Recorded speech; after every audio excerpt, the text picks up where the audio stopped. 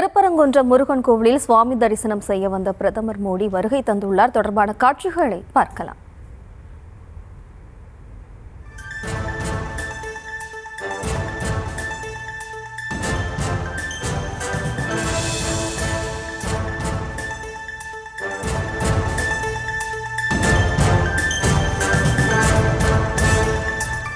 திருப்பரங்குன்றம் முருகன் கோவிலில் சுவாமி தரிசனம் செய்ய பிரதமர் மோடி வருகை தருகிறார். தொடர்பான காட்சிகளை பார்த்து வருகிறோம். கூடுதல் விவரங்களோடு இணைகிறார் நமது செய்தியாளர் நவநீத கிருஷ்ணன். வணக்கம் நவநீத கிருஷ்ணன். பிரதமர் மோடிக்கு திருப்பரங்குன்றம் முருகன் கோவிலில் செய்யப்பட்டுள்ள சிறப்பு ஏற்பாடுகள் என்ன விவரம்? முருகனுடைய அறுபடை வீடுகளில் முதல் படை வீடாக இருக்கக்கூடிய அருள்மிகு சுப்பிரமணிய சுவாமி திருக்கோவிலுக்கு பாரத பிரதமர் நரேந்திர மோடி அவர்கள் வருகை தரக்கூடிய நிலையிலே மண்டேலா நகர் பகுதியில் நடைபெறக்கூடிய கூட்டம் சென்றதற்கு முன்னர் தற்போது இங்கே வருகை தந்திருக்கிறார்.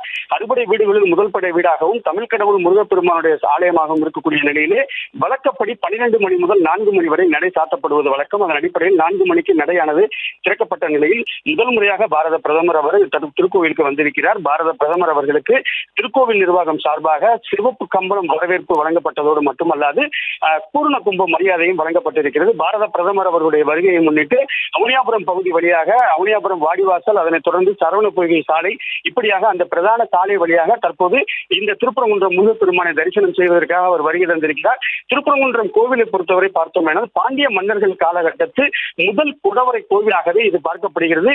இது திருமண ஸ்தலமாகவும் இருக்கிறது. முருகப்பெருமான் தெய்வானையோடு அமர்ந்த நிலையிலே இங்கு பக்தர்களுக்கு காட்சியளிக்கக்கூடிய நிலையிலே இங்கு திருமண வைபவம் நடைபெறுவது ஒரு விசேஷமான ஒன்றாக பார்க்கப்படக்கூடிய நிலையிலே தற்போது பாரத பிரதமர் அவர்கள் இங்கு வருகை தந்திருப்பது கூடுதல் சிறப்பாகும். குறிப்பாக ஒவ்வொரு நிகழ்வுகளிலுமே பாரத பிரதமர் அவர்களுடைய வருகையை முன்னிட்டு பாதுகாப்புகள் பலப்படுத்தப்பட்டிருந்தாலும் இந்த திருப்பரங்குன்றம் வருகையின் போது ஏராளமான பக்தர்களும் பொதுமக்களும் அவரை வரவேற்கும் வண்ணமாக அனைத்து பகுதிகளிலுமே நின்றிருக்கக்கூடிய நிலையை நம்மால் காண முடிகிறது. குறிப்பாக நான் ஏற்கனவே சொன்னது போல இந்த திருக்கோவிலை பொறுத்தவரை பார்த்தோமேனால் துர்க்கை அம்மன், கற்பக விநாயகர், சத்தியகிரீஸ்வரர், பவளக்கனிவாய் பெருமாளை சற்று நேரத்தில் பாரத பிரதமர் அவர்கள் தரிசனம் செய்யவிருக்கிறார். அதனைத் தொடர்ந்து பார்த்தோமேனால் பிரதமர் அவர்களுக்கு கோவில் கம்பத்திரி மண்டபம் அருகே சிம்மாசனத்தில் அவரை அமர வைத்து சலாங்கு மரியாதை கோவில் நிர்வாகம் சார்பாக செய்யப்பட உள்ளது. அதே போன்று ஏற்கனவே சொன்னது போல பாரத பிரதமர் நரேந்திர மோடி அவர்களுக்கு மூலவர் சுப்பிரமணிய சுவாமி மற்றும் தெய்வானை திருமண கோலத்தில் அமர்ந்திருந்த புகைப்படம் ஒன்றும் கோவில் நிர்வாகம் சார்பாக அவருக்கு பரிசாக வழங்கப்பட உள்ளது. குறிப்பாக தமிழ் கடவுள் முருகப்பெருமானை தரிசனம் செய்வதற்காக பாரத பிரதமர் அவர்கள் முதல் முறையாக இந்த திருப்பரங்குன்றம் முருகன் கோவில் வந்திருப்பது ஒட்டுமொத்த தமிழர்கள் மத்தியிலும் பக்தர்கள் மத்தியிலும் ஒரு மகிழ்ச்சியை ஏற்படுத்தி இருக்கிறது என்று சொல்லலாம். ஏற்கனவே சொன்னது போல பாரத பிரதமர் கோவிலுக்குள் செல்லக்கூடிய படிக்கட்டுகள் முழுவதும் எளிதாக அவர் நடந்து செல்வதற்காக நடைமேடையும் உயரமான படிக்கட்டுகளை பலகைகள் மூலமாக 2 படிக்கட்டுகளாக மாற்றி 150 மீட்டர் நீளத்திற்கு சிவப்பு கம்பளமானது விரிக்கப்பட்டிருப்பது குறிப்பிடத்தக்கது. மொத்தத்தில் தமிழ் கடவுள் முருகப்பெருமானை தரிசனம் செய்வதற்காக தற்போது பாரத பிரதமர் அவர்கள் திருப்பரங்குன்றம் முருகன் கோவிலுக்கு வந்திருப்பது கூடுதல் சிறப்பு.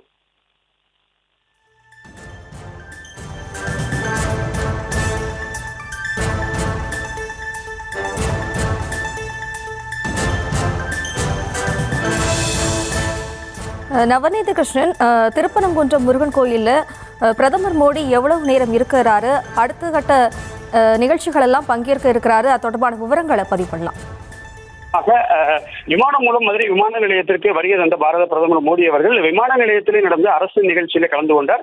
அங்கிருந்து சாலை மார்க்கமாக தற்போது வருகை தந்தவர் சுமார் 20 நிமிடங்கள் கோவிலுக்குள்ள தரிசனம் செய்கிறார். முருகப்பெருமான், அதாவது அந்த திருமண கோலத்தில் இருக்கக்கூடிய முருகப்பெருமான், பவளக்கனிவாய் பெருமாள், கற்பக விநாயகர், துர்க்கை, இப்படியாக ஒவ்வொரு ஆலய பகுதியிலுமே சென்று மூலவர்களை சேவை செய்த பிறகு மீண்டும் சாலை மார்க்கமாகவே அவனியாபுரம் பெருங்குடி சென்று மண்டேலா நகர் பகுதியிலேயே ஜனநாயக கூட்டணி சார்பாக நடைபெறக்கூடிய அந்த பெருங்கூட்டத்தில் அவர் கலந்து கொள்கிறார். அதனை முடித்துவிட்டு இரவு மதுரையிலிருந்து விமானம் மூலம் டெல்லி செல்கிறார்.